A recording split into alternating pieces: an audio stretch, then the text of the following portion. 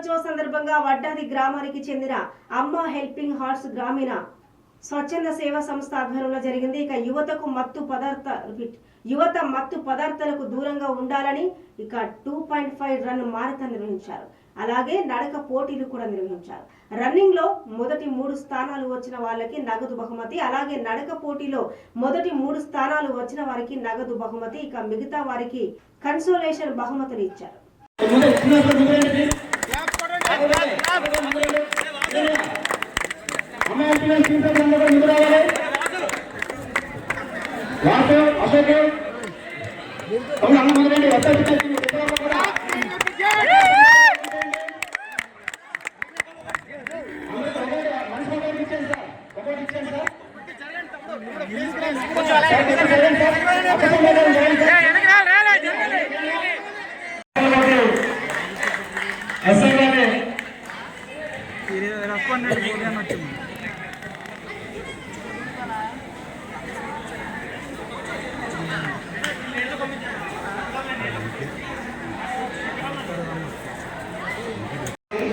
కాబట్టి మీకు తెలుసో లేదో మనం ఎంత చదివినా ఎంత డబ్బులున్నా ఏదైనా సరే డ్రగ్స్కి అలవాటు అయిపోయినారు.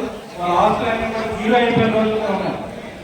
మన ఊళ్ళో కూడా జరిగింది, మన ఏరియాలో కూడా జరిగింది. వడ్డల్లో కూడా ఓన్లీ డ్రగ్స్కి అలవాటు అయింది. ఎకరాల పొలాలు కూడా అమ్ముకొని ఈరోజు ఏది లేకుండా ఉన్నారు.